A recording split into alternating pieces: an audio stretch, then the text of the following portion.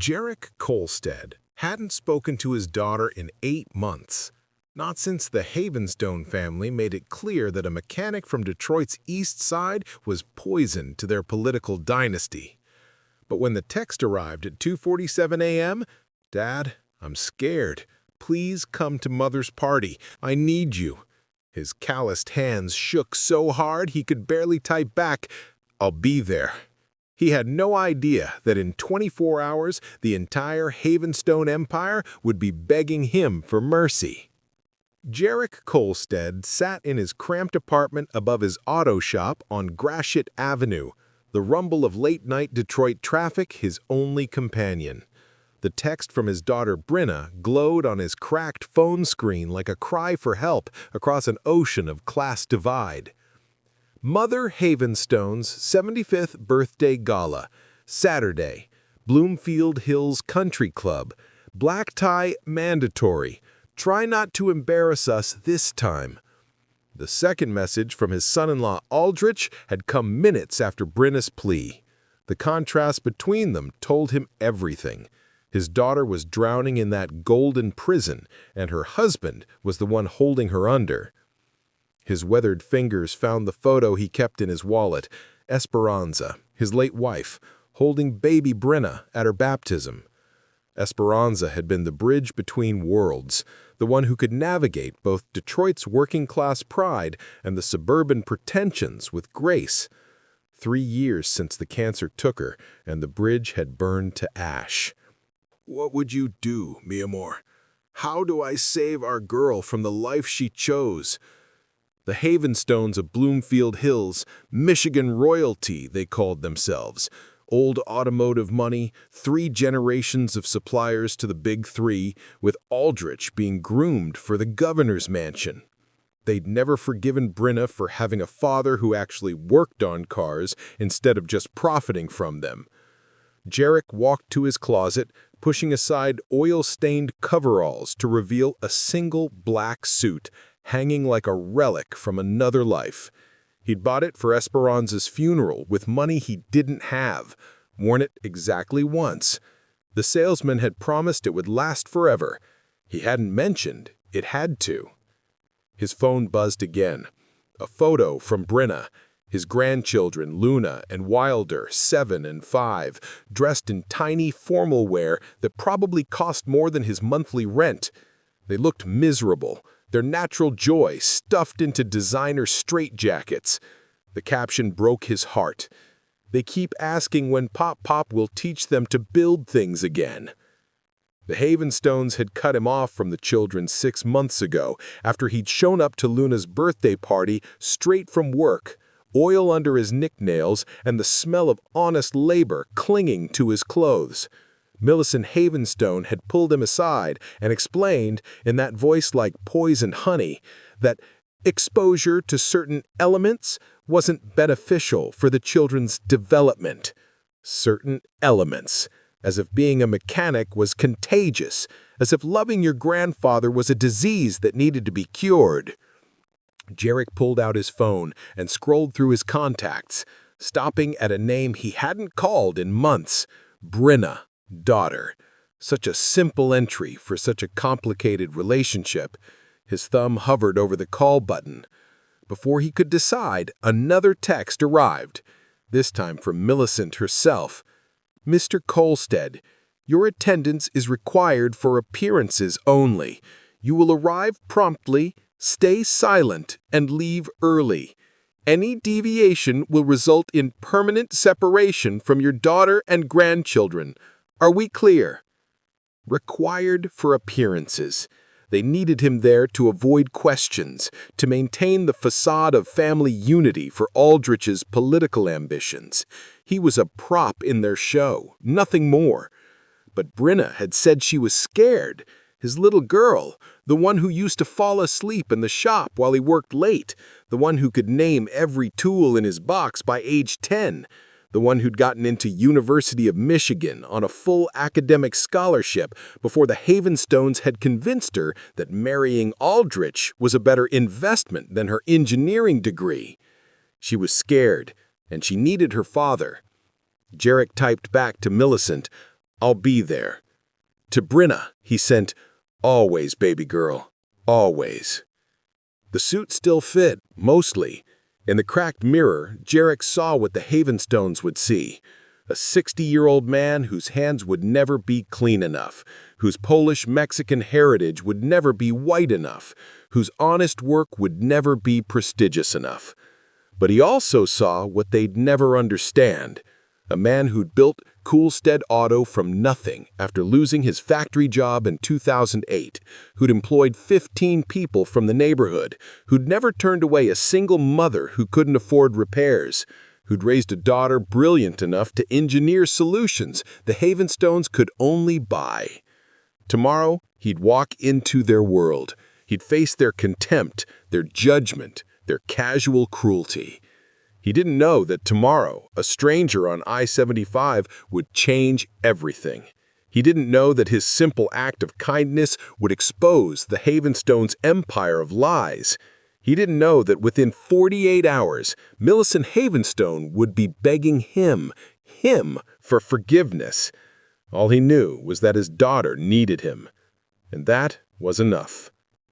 If you've ever been told you're not good enough for your own family, if you've ever been kept from your grandchildren because of your job or your background, you understand Jarek's pain. This father is about to risk everything for his daughter.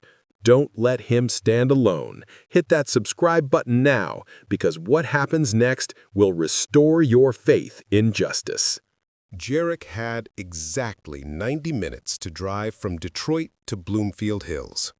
At mile marker 42, he'd make a decision that would cost him everything, and give him back even more. The woman in the $300,000 Bentley had no idea that the mechanic stopping to help her would become her avenging angel. Interstate 75 stretched north from Detroit like a ribbon of broken promises and abandoned dreams. Jarek's 1997 Dodge Ram, paid for, reliable, honest like him, rumbled between Teslas and BMWs that treated the speed limit as a suggestion for poor people.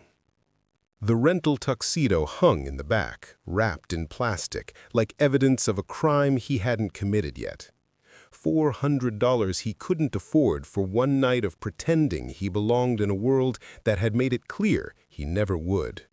The rental shop owner, recognizing him, had offered a discount, but Jarek's pride wouldn't take charity, not when the Havenstones already saw him as a beggar. His phone, mounted on the dashboard, showed 3 missed calls from Brenna.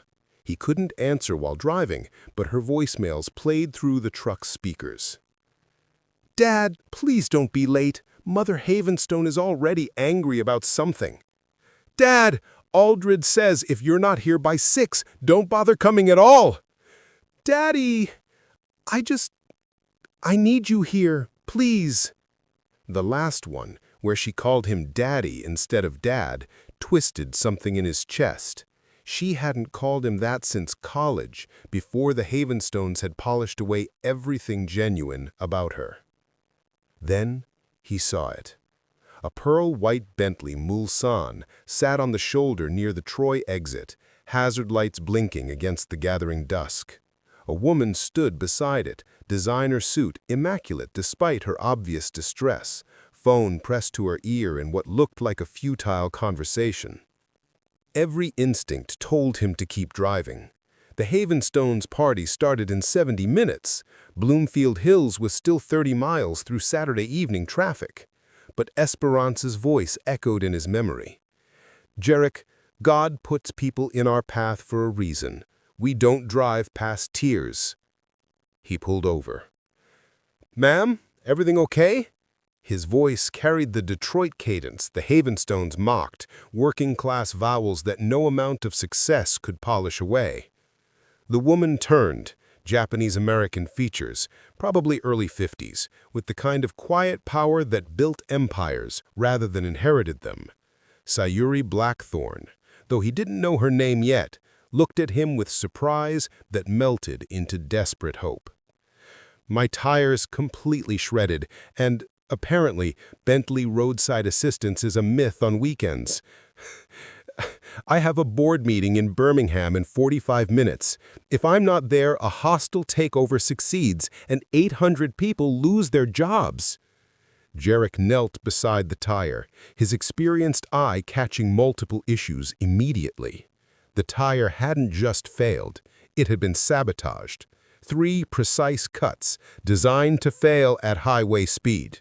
Professional work. Your spare? In the trunk, but I haven't changed a tire since, honestly, ever. She gestured at her suit, her heels, her manicured hands. I was supposed to have a driver, but he called in sick last minute. Let me help. What followed was not just a tire change, but 45 minutes of careful work. The spare was flat, also sabotaged. The brake lines showed signs of tampering. Someone wanted this woman dead, or at least out of the way. Ma'am, you need to call the police. This wasn't an accident. Sayuri's face went pale, then hard. The hostile takeover. They knew I was the swing vote. She watched him work, using his portable compressor on the spare, checking every lug nut, inspecting the undercarriage with the flashlight from his emergency kit. You're not just changing a tire, you're investigating. 43 years fixing cars, you learn to spot what doesn't belong. He tightened the last lug nut to exactly the right torque. This should get you to Birmingham, but have your security team check everything. And maybe don't use your regular driver anymore. Let me pay you. No, ma'am. You help when help is needed. That's payment enough. Sayuri pulled out a business card, not the corporate one, but a personal card with just her name and private number. You saved more than my meeting today. You saved my life. The least you can do is get to that meeting and save those jobs. Jarek stood, his knees protesting from the highway asphalt. 800 families counting on you. As she drove away, carefully, alert now to danger, Jarek checked his watch. 55 minutes of work, leaving him 20 minutes to make a 30-minute drive. No time to change at a rest stop.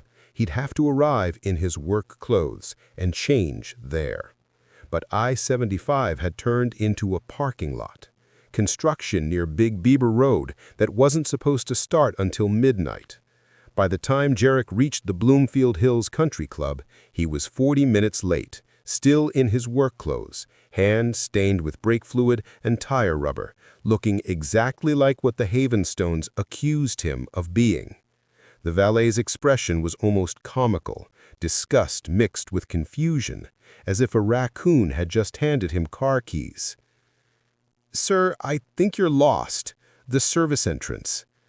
I'm a guest. He kept his voice steady, though shame burned in his chest.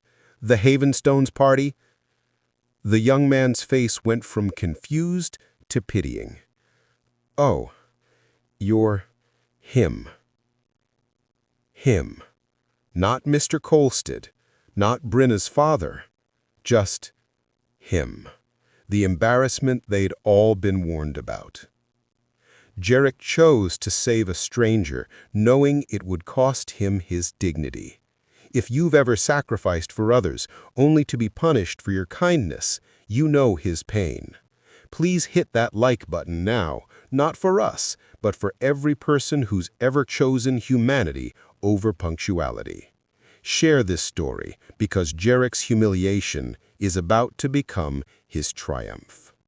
The Bloomfield Hills Country Club rose from the manicured landscape like a monument to inherited privilege. White columns, perfect lawns, and a circular driveway full of cars worth more than most people's houses. Jarek's ancient Dodge looked like a wound against all that pristine wealth.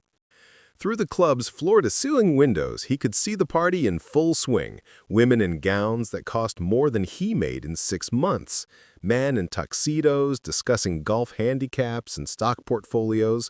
Then he spotted her, Brenna, in a silver dress he'd never seen before, laughing at something but her eyes constantly checking the entrance, looking for him. Before he could knock, the massive door swung open. Aldrich Havenstone stood there, 6'3" of cultivated superiority in a tuxedo that probably cost more than most people's cars. His face went from political smile to absolute disgust in less than a second. "You're late." His eyes traveled from Jarek's work boots to his grease-stained hands. "And you're— Jesus Christ, Jarek, you came like this, looking like you just crawled out from under a car? There was an emergency. There's always an emergency with you people, isn't there? Some sob story about why you can't meet the simplest expectations of civilized society." "I have the tux in my truck." "Absolutely not." Aldrich stepped outside, closing the door behind him, literally shutting Jarek out. "You're not setting foot in there looking like what you are." "And what am I, Aldrich?"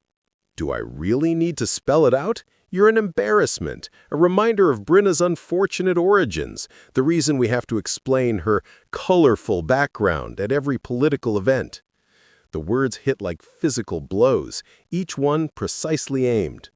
But then, through the door's glass panel, Jarek saw Luna and Wilder in their formal clothes, Luna pointing excitedly at the door. "My grandchildren are in there. The Havenstone heirs are in there. They need to learn early that we don't associate with—" "Daddy?" The door had opened again. Brenna stood there, beautiful and miserable in equal measure, her face a mixture of joy and terror. "Brenna, get back inside." Aldrich's command was sharp. "He's my father. He's a mechanic who can't even dress appropriately for Mother's birthday." Aldrich's voice rose, deliberately drawing attention. "Look at him, Brenna. Is this really what you want our children to see? Is this the example you want to set?" More guests had gathered at the windows now, drawn by the drama. Then the crowd parted, and Millicent Havenstone descended the stairs like a queen approaching a peasant revolt. 75 years old but looking 60 thanks to the best surgeons money could buy, draped in Oscar de la Renta, diamonds at her throat that could fund a small school. Her gaze swept over Jarek with the kind of disgust usually reserved for something you'd scrape off your shoe. "So, the mechanic finally arrives. Tell me, Mr. Kolstad, did you deliberately choose to insult me, or is this simply your natural state?" "Mrs. Havenstone, I apologize. I stopped to help—" "Oh, please." She raised her manicured hand, each ring worth more than his truck. "Spare us the working-class hero routine. We've heard it all before. The car broke down, the traffic was bad, someone needed help." She turned to her audience, playing to them. "It's always something with these people, isn't it? Always an excuse for why they can't meet the most basic standards of polite society." "Grandmother, please." Brenna's voice cracked. "What, darling? Should we pretend? Should we all pretend that your father belongs here?" Millicent circled Jarek like a shark. "Look at him.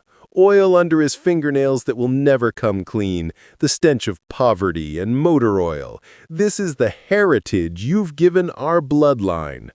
"Pop, Pop." A small voice cut through the cruelty. Luna had broken free from her nanny, running toward him in her party dress. "Pop, Pop, you came. Did you bring your tools? You promised to teach me." Aldrich caught her, held her back. "Luna, no. Pop, Pop is dirty. You'll ruin your dress." The confusion and hurt on Luna's face was devastating. "But Pop Pop always says getting dirty means you're learning something." "Well, Pop Pop is wrong. Getting dirty means you're dirty, nothing more." Wilder appeared beside his sister, reaching for Jarek before being pulled back by the same nanny. "Pop Pop, why can't we hug you?" "Because," Millicent announced loud enough for everyone to hear, "because we don't want you to smell like failure." The crowd at the windows was larger now, dozens of Michigan's elite, champagne flutes in hand, watching his humiliation like it was dinner theater. Among them, Jarek spotted a familiar face, the woman from the highway, now in an elegant midnight blue gown, her expression unreadable. Sayuri Blackthorne, standing perfectly still, watching everything. "You know what?" Jarek straightened his shoulders, finding strength in his work clothes. "You're right, Mrs. Havenstone. I don't belong here, because where I come from, we treat people with respect. We help strangers on the highway. We teach children that work has dignity." "Dignity?" Millicent laughed, the sound like crystal shattering. You want to talk about dignity while standing there looking like you've been dumpster diving. Mother, that's enough. Brenna stepped forward, but Aldrich grabbed her arm. Let her finish, he said coldly. Let your father understand exactly where he stands. Where he stands is outside our world. Mr. Kolstad, you have two choices. Leave now with whatever pride you imagine you possess, or I'll have security remove you in front of all these witnesses. Imagine how that will look. Deranged mechanic, forcibly removed from society event. I'm sure Aldrich's political opponents would love that headline. Jarek looked at Brenna, saw tears streaming down her face, saw his grandchildren being held back like he was contagious. He saw 40 faces pressed against windows, all waiting to see him break. I'll go, he said quietly. Of course you will. You people always do when pushed. No backbone, no real strength, just... Mrs. Havenstone? The voice cut through the night like a blade. Sayuri Blackthorne descended the stairs, and suddenly the entire dynamic shifted. The crowd inside pressed closer to the windows. Even Millicent straightened, recognizing power when it approached. Miss Blackthorne. Millicent's entire demeanor changed, suddenly gracious, suddenly warm. I didn't realize you'd arrived. Aldrich, get Miss Blackthorne champagne immediately. That won't be necessary. Sayuri stopped beside Jarek, and he caught a whiff of expensive perfume mixed with something else. Controlled fury. Hello again, Mr. Kolstad. I see you made it to your event, although apparently not in time to change. The silence that followed was deafening. You two know each other? Aldrich's political smile cracked like cheap veneer. We met 90 minutes ago, Sayuri said, her voice carrying the kind of authority that made boardrooms go silent. Mr. Kolstad stopped to help me with what turned out to be an attempted murder disguised as car trouble. He spent 45 minutes not just changing my tire, but identifying sabotage that would have killed me at highway speed. The color drained from Millicent's face. Attempted murder? Someone wanted me dead or incapacitated to facilitate a hostile takeover of my company. Mr. Kolstad's expertise saved my life and 800 jobs. Sayuri's gaze swept the watching crowd. He refused payment, refused even my thanks, said helping people was payment enough. Well, how admirable. Millicent's smile looked painted on. But surely you understand this is a private family matter. Is it? Sayuri pulled out her phone, and Jarek saw she'd been recording, because from what I just witnessed, this seems very public. A man humiliated for being late because he saved my life. A grandfather denied access to his grandchildren because he works with his hands. Miss Blackthorne, you don't understand the full situation, Aldrich began. I understand that I'm about to pull every cent of Blackthorne Industries' investment from Havenstone Automotive. That's what, 30% of your operating capital? Millicent stumbled backward. You can't. The contracts have morality clauses, harassment, discrimination, creating a hostile environment, all documented on this recording. She turned to the crowd at the windows. Judge Martinez, Senator Walsh, Commissioner Drake, you all watched this happen. You're all witnesses. This is insane. Aldrich's political composure finally cracked completely. You're destroying a $50 million deal because we asked an inappropriately dressed man to leave? I'm destroying it because you're cruel, because you measure worth in dollars instead of character, because you just traumatized 2 children by teaching them to be ashamed of their grandfather. She looked at Luna and Wilder, who were crying now, reaching for Jarek despite the nanny's grip. Let them go, Sayuri commanded. You don't give orders here, Millicent started. I do now. Let them go. Something in her voice made the nanny release the children. They ran to Jarek, Luna throwing her arms around his dirty work clothes, Wilder climbing up to be held despite his formal outfit. Pop, Pop, Luna sobbed. They said you were bad. They said we couldn't love you anymore." "That's not true, baby." Jarek held them close, his own tears falling. "Nobody can stop you from loving someone." "Mr. Kolstad," Sayuri said, "would you like to stay for the party?" "No," Jarek said, looking at Brenna, who stood frozen between worlds. "This isn't my world. It never was." "You're right," Sayuri agreed. "Your world is better. Brenna, your father is leaving. The question is, are you going with him?" The entire country club held its breath. Brenna looked at Aldrich, at his mother, at the glittering world she'd married into. Then she looked at her father, holding her children, his work clothes stained with the evidence of helping a stranger. "If you leave," Aldrich said coldly, "you get nothing. No money, no house, no support. You'll be nobody again. Just another single mother from Detroit." "Like my mother was." Brenna's voice grew stronger. "My mother who worked 3 jobs, who taught me that people matter more than money. That mother?" "Your mother was—" "My mother was Esperanza Kolstad. She was a nurse who died holding my hand, telling me to never forget where I came from." "I forgot, Dad. I forgot everything you taught me, everything you taught me. But I remember now." She pulled off her wedding ring, the 5-carat diamond catching the light, and handed it to Aldrich. "Keep it. It's worth more than everything I'm about to gain by leaving." "You're making a mistake," Millicent hissed. "You'll regret this. The only thing I regret is the 3 years I let you make my children ashamed of their grandfather, the 3 years I let you erase my mother's memory, the 3 years I pretended to be someone I'm not."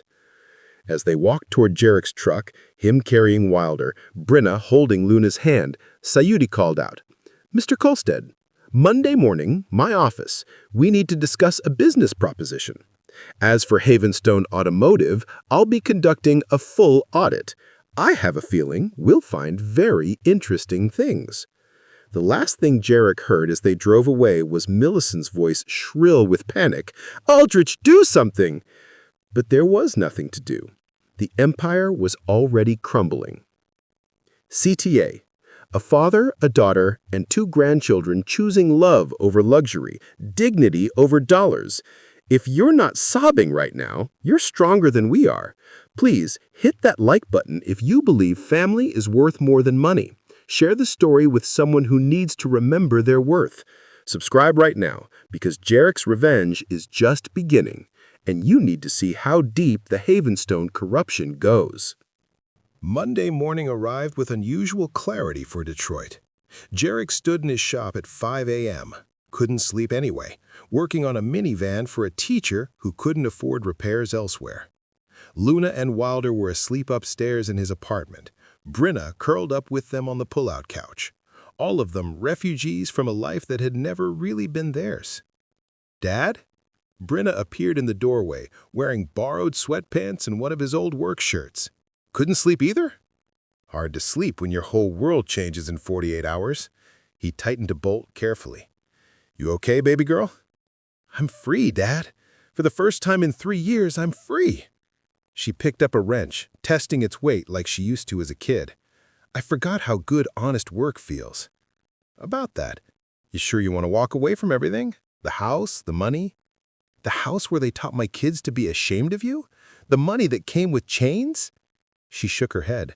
"I should have left the first time Millicent called you that mechanic. I should have left when they made me quit my engineering job. I should have—" "You were trying to give your kids a better life." "No, I was trying to give them an easier life. There's a difference." She helped him with the minivan, their movements synchronized from years of working together before the Havenstones. "Miss Blackthorne called. She wants all of us at her office at 9. At exactly 9 a.m., they stood in the lobby of the Blackthorne building in downtown Detroit, a gleaming tower in a city most investors had abandoned. Sayuri had stayed, had invested, had believed when everyone else had fled to the suburbs. Her office occupied the entire top floor, with views of the river and Canada beyond. But what struck Jarek wasn't the luxury. It was the wall of photos. community projects, youth programs, Sayuri in work clothes helping rebuild neighborhoods. Mr. Kolstad, Brinna, welcome. Sayuri entered with two other people, a sharp-dressed black woman with intelligent eyes and an older white man who looked like he'd seen every corporate battle possible. This is Tamara Williams, the best divorce attorney in Michigan, and Harold Foster, former FBI financial crimes investigator, now private consultant. Sayuri gestured for them to sit. We need to discuss what we've discovered about the Havenstones. She spread documents across the conference table. Havenstone Automotive has been defrauding customers for 15 years. Fake parts sold as genuine, safety tests falsified, warranty claims denied through technicalities. My God, Brinna breathed, reading the evidence. There's more, Harold said. Aldridge's political campaign is funded entirely through embezzled funds. His mother's charity, it's a money laundering operation. They've stolen approximately $30 million. But here's the interesting part, Tamara added, sliding papers to Brinna. The prenup you signed, completely invalid, signed under duress, without independent counsel, with provisions that violate Michigan law. You're entitled to half of everything, plus damages for emotional abuse. I don't want their money. You need their money, Sayuri interrupted. Not for you, for them. She pointed to a photo on her desk, Luna and Wilder from the party, tears on their faces. Those children deserve college funds not tainted by crime. They deserve a future built on something clean. What about custody? After that recorded scene at the party, Tamara smiled. Aldrich using the children as weapons, traumatizing them publicly. No judge in Michigan would give him unsupervised visits, much less custody. Sayuri turned to Jarek. Now about my proposition. I want to invest in Kolstad Auto, not just your shop, a whole network. Honest repairs, fair prices, training programs for Detroit kids who need chances. We'll call it Integrity Auto. Why? Why do all this for us? Sayuri walked to her window, looking out at Detroit's skyline. 25 years ago, I was a young engineer with a broken car on I-94.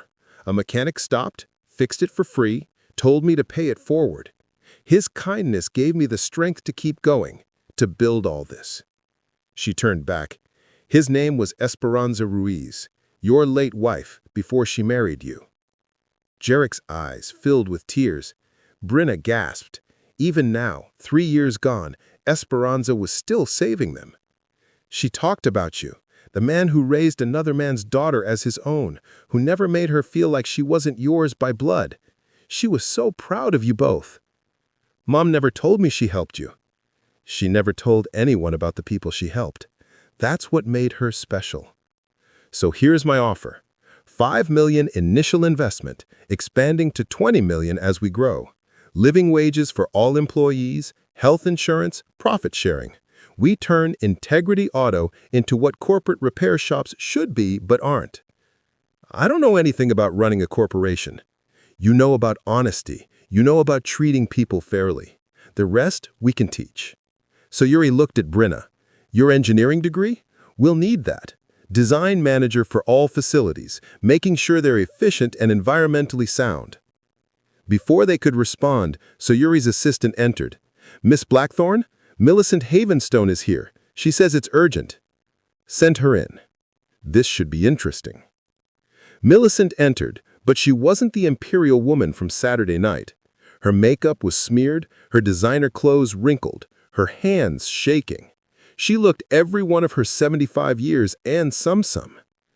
They froze everything, she said without preamble. FBI, IRS, state police, they took it all. Aldrich has been arrested. The dealerships are seized. We have nothing.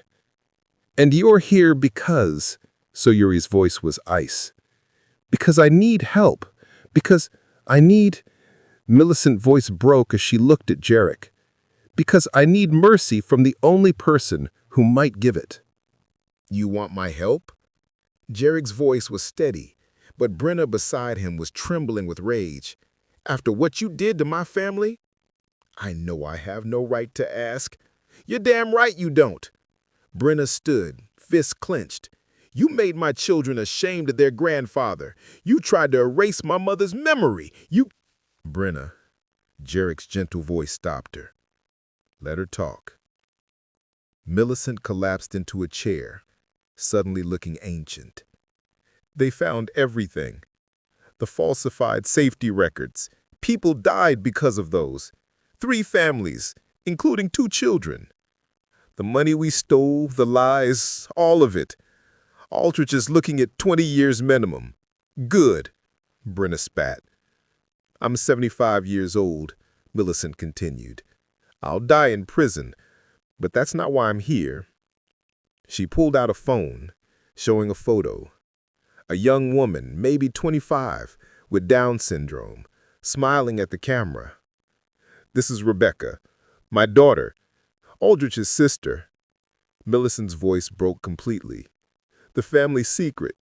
The child we hid because she didn't fit our image. She's been in a private care facility for 20 years. If I go to prison, if our assets stay frozen, she'll be moved to a state facility. She won't survive that. She's innocent in all this. The room went silent. Even Sayuri looked shocked. You hid a disabled daughter for 20 years? Tamara's professional composure cracked. We told everyone she died as an infant, paid off doctors, falsified death certificates. Millicent was sobbing now. I haven't seen her in 5 years. Aldrich hasn't seen her since she was 10. Only the staff knows she exists. But you kept paying for her care, Jarek said quietly. The only decent thing I did in 20 years. The only clean money was what went to her. Jarek stood, walked to the window. Detroit spread below. His city, broken but fighting, honest in its struggle. He thought about Esperanza, about what she'd say. He thought about Luna and Wilder, about what kind of example he wanted to set. Where is she? Sunrise Specialty Care in Rochester Hills. We'll go see her, all of us. You'll introduce us as her family. You do that after everything? I'm not doing it for you. I'm doing it for Rebecca and for my grandchildren, so they learn that mercy matters more than revenge. 2 hours later, they stood in Rebecca's room at sunrise. She was working on a puzzle, humming to herself when they entered. She looked up, saw Millicent, and her face transformed with joy. Mama, you came back! Millicent broke down completely, falling to her knees beside her daughter. I'm sorry, baby. I'm so sorry I stayed away. Rebecca hugged her, then noticed the others. Who are they? This is your family, Millicent managed. Your nephew and niece, Luna and Wilder, your sister-in-law, Brenna, and this... She looked at Jarek. This is Jarek. He's a good man. The best man I've ever met, though I didn't know it until now.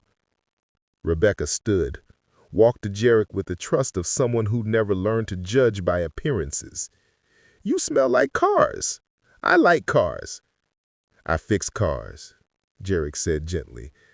Would you like to see my shop sometime? Can I? Really? She turned to Millicent. Can I go outside? Can I see things?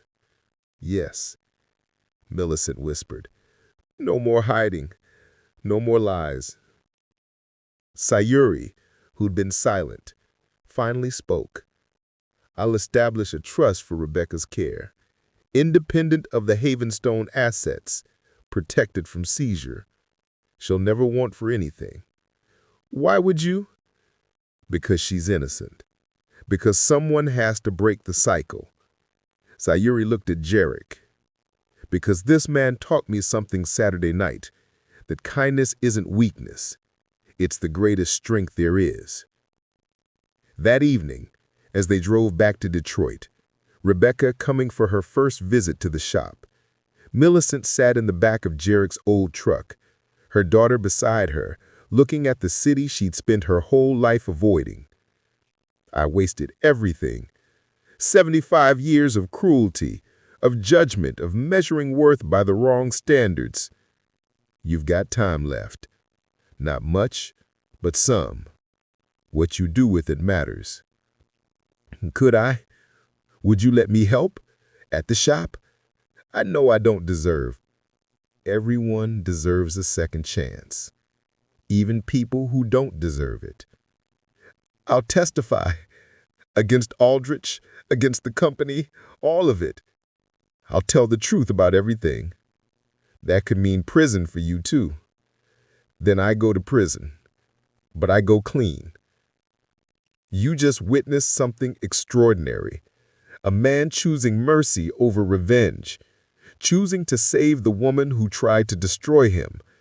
If Jarek's grace doesn't move you to tears, if Rebecca's innocence doesn't break your heart, then scroll past. But if you believe in redemption, if you believe people can change, hit that subscribe button now. Share this story with someone who needs to believe in forgiveness. Like this video if you believe Millicent deserves her second chance. The federal courthouse in downtown Detroit buzzed with media attention. 6 months had passed since the country club confrontation, and the Havenstone empire had crumbled into dust and indictments. Jarek sat in the witness room, wearing the same funeral suit, now properly tailored, watching the news coverage on the wall-mounted screen. Havenstone scandal, death toll rises to 5, the headline read. They'd found 2 more victims of the falsified safety tests. Mr. Kolstad, a bailiff appeared. You're needed in courtroom 3. Aldrich sat at the defendant's table, orange jumpsuit replacing his designer suits, his political smile replaced by hollow desperation.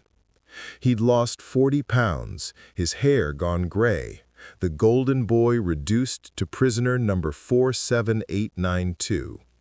But this wasn't his criminal trial. That would come later. This was the divorce proceeding, and Brenna sat at the plaintiff's table with Tamra Williams, looking stronger than she had in years. Mr. Kolstad, the judge began, you've been called as a character witness. Please describe your relationship with the parties. Jarek spoke carefully, truthfully, about Brenna's strength as a single mother before Aldrich, about how the Havenstones had systematically destroyed her confidence, about the night at the country club, the threats, the manipulation. And yet, the judge noted, reading from a report, you've allowed Mistress Millicent Havenstone to live above your shop. Yes, Your Honor. The same woman who humiliated you? The same woman who's testified against her son, who's helping the FBI uncover every crime, who works every day in my shop's community center teaching financial literacy to people the Havenstones once preyed upon. Jarek looked at Aldrich. She chose redemption. Her son chose revenge. You're housing my mother? Aldrich's outburst broke protocol. You turned her against me. No, you turned her against you. Every crime you committed, every person you hurt, every time you chose greed over good, you built this cell yourself. The judge's ruling was swift and complete. Full custody to Brenna. The hidden assets Aldrich had tried to conceal, discovered by Harold Foster, all transferred to her and the children. The divorce granted on grounds of extreme emotional abuse. Mr. Havenstone, you'll have supervised visitation only, pending the outcome of your criminal trial. Given that you're facing 25 to life, I suggest you use whatever visits you get wisely. As they left the courthouse, Aldrich was led past them in chains. He stopped, looked at Jarek. Why? Why help her? Why not let her rot too? Because your children love their grandmother. Because Rebecca loves her sister. Because breaking someone who's already broken doesn't make you strong. It makes you like you were. That evening, the First Integrity Auto location in Midtown Detroit held its grand opening. The contrast to the country club couldn't have been greater. Former addicts worked alongside college kids, ex-convicts trained next to suburban mothers returning to work. The prices on the wall were transparent, fair, revolutionary in their honesty. Millicent worked the reception desk, her Bloomfield Hills accent softening as she talked with customers who would have once terrified her. Rebecca sat in the waiting area teaching origami to Luna and Wilder, the children who had been hidden and the children who had been displayed, now just cousins learning from each other. Mr. Kolstad, a young black man, approached, tattoos covering his arms, nervousness in his eyes. "I'm Dante, from the prison program. You hired me even though you made mistakes. How's it going, Dante?" "My daughter, she's proud of me, for the first time. Says my daddy fixes things now instead of breaking them." His voice cracked. "That's because of you, Mr. K. You gave me a chance when nobody else would." Same chance someone gave me once. Jarek thought of Esperanza, of Sayuri, of all the connections that had led to this moment. Sayuri appeared, designer suit replaced with jeans and an Integrity Auto t-shirt. "The numbers are incredible. We're booked solid for 3 weeks, and the Community Investment Fund is already at $200,000. It's not about the money. No, it's about what the money can do. Job training, youth programs, second chances." She looked at Millicent, helping a confused elderly customer understand his repair needs, speaking slowly, patiently, nothing like the woman who commanded country clubs. She's changed. People can when they want to badly enough. Speaking of change, Sayuri handed him an envelope. "Aldrich's criminal trial starts next month. The prosecutor wants you to testify." "I'll tell the truth. Nothing more, nothing less." "Even if it helps him?" "The truth is the truth. What people do with it is on them." This man was humiliated, betrayed, and broken, but instead of becoming bitter, he became better. Instead of destroying his enemies, he transformed them. If Jarek's mercy moves you, if you believe in the power of redemption, you must subscribe right now.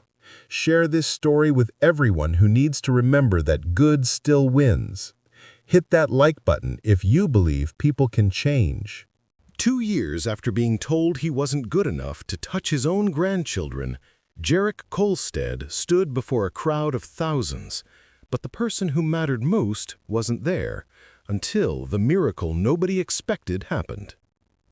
The Cobo Center in downtown Detroit had never hosted an event quite like this. The annual Integrity Awards, recognizing businesses that put community over profit, had grown from a small ceremony to a movement.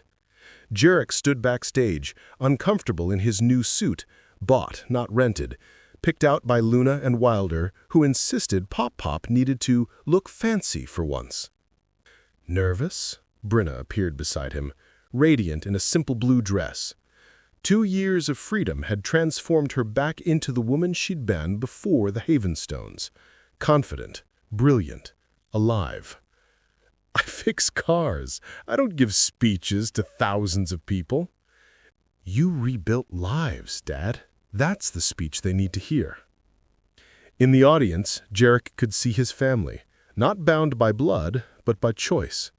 Millicent in the 3rd row, 87 years old now, cancer fighting her body, but not her spirit. Rebecca beside her, wearing the Integrity Auto uniform she insisted on earning through her part-time work greeting customers.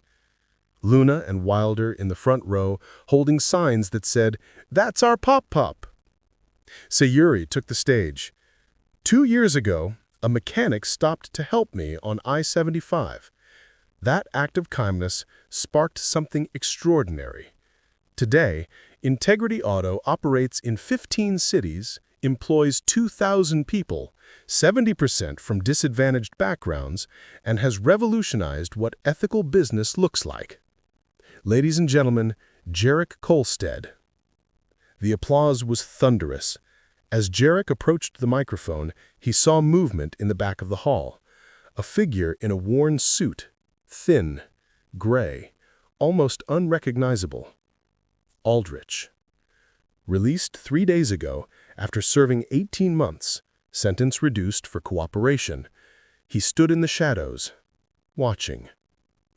2 years ago, Jarek began, his voice steady. I was told I wasn't good enough, that my hands were too dirty, my background too common, my work too menial. The people who told me that are gone now, some to prison, some to redemption, some to transformation. But I want to tell you about someone else, someone who spent 20 years in an institution because her family was ashamed of her. Rebecca Havenstone, now Rebecca Colstead, because we legally adopted her, teaches us every day that worth isn't measured by ability or appearance, but by heart. Rebecca stood, waving enthusiastically, and the crowd erupted in applause. Her mother, Millicent, worked our reception desk while fighting cancer, using her last months to repair damage that took decades to create. She's trained 40 volunteers for our senior assistance program, people who help elderly customers understand their repairs, prevent fraud, and get fair treatment. Millicent stood slowly, tears streaming down her face as the crowd applauded. My daughter Brenna now runs our engineering division, designing shops that are environmentally sustainable and community-centered. Our grandchildren are learning that all work has dignity, that helping people matters more than impressing them. But here's what I really want you to know. Revenge is easy.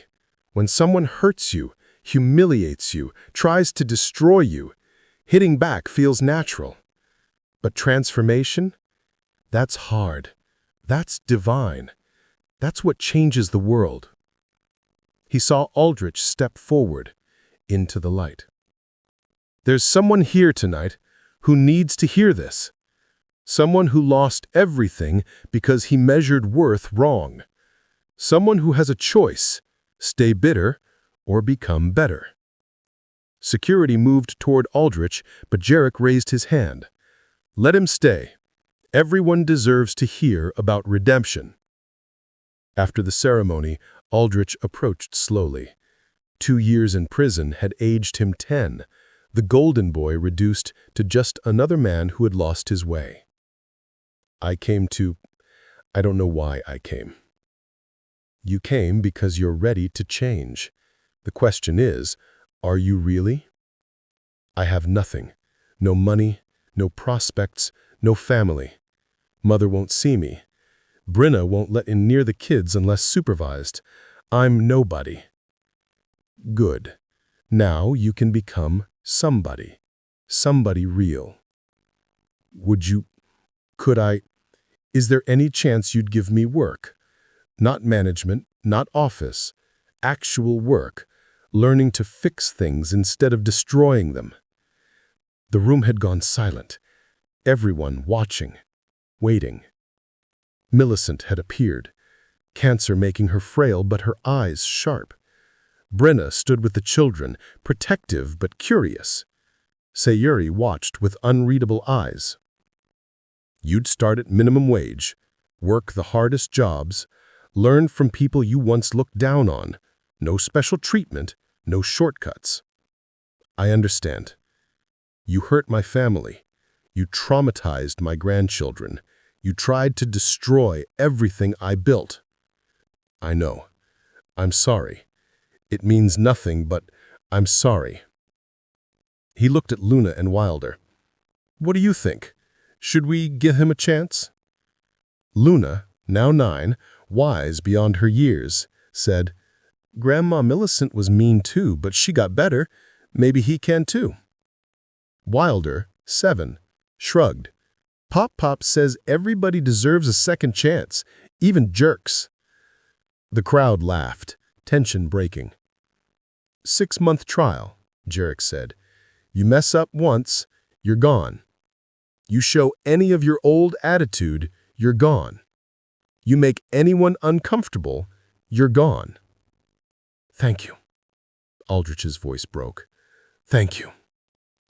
Millicent approached her son slowly. They hadn't spoken since she testified against him. You destroyed everything we built. Everything we built was rotten, Mother. You know that now. Yes, I know that now. She touched his face gently. I have maybe 6 months left. Don't waste them. 6 months later, Millicent Pemberton Havenstone Colstead passed peacefully, surrounded by the family she had tried to destroy and the family she had found. Her funeral filled the cathedral, not with society's elite, but with mechanics, single mothers, elderly customers she had helped, and Rebecca, sobbing for the mother who'd finally learned to love her openly. Aldrich, still on probation at Integrity Auto, spoke at the service. My mother spent 75 years building walls. She spent her last 2 years tearing them down. She died with dirty hands from honest work, and she said they were the cleanest hands she'd ever had. Today, Integrity Auto operates in 30 cities. The corporate headquarters in Detroit displays 4 portraits: Esperanza Colstead, Stanley Colstead, Jarek's father, Millicent Colstead, and Rebecca Colstead. Below them, the mission statement. We fix more than cars. We fix lives, communities, and sometimes ourselves.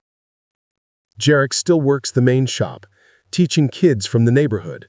Aldrich runs the rehabilitation program, hiring ex-convicts, giving them the second chance Jarek gave him. He's remarried to a former addict from the program, and they have a son named Jarek. Luna, now in high school, interns at the shop, dreams of being an engineer. Wilder wants to be a mechanic like Pop-Pop. They call Aldrich Uncle Al now, the man who learned to be family the hard way. And sometimes, late at night, when Jarek is closing the shop, he talks to Esperanza's picture. We did it, mi amor.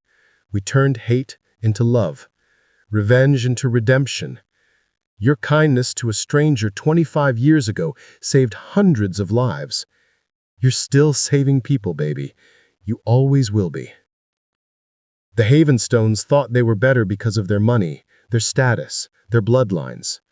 They were wrong. The Colsteads were better because they knew the secret. True wealth isn't what you take, it's what you give. True family isn't blood, it's choice. And true revenge? True revenge is becoming so good that the people who hurt you ask for your forgiveness and getting it. You just witnessed the ultimate truth, that love conquers hate, that mercy defeats revenge, that a mechanic from Detroit changed more lives than all the millionaires who mocked him combined. If you're not crying, you're stronger than us. If you're not inspired, check your pulse. If you're not subscribing right now, you're missing the chance to be part of something bigger. Hit that subscribe button now, not because we asked, but because Jarek's story needs to be heard by everyone who's ever been told they're not good enough. Share this video with someone who needs hope today, someone facing their own Havenstones, someone who needs to know that good still wins.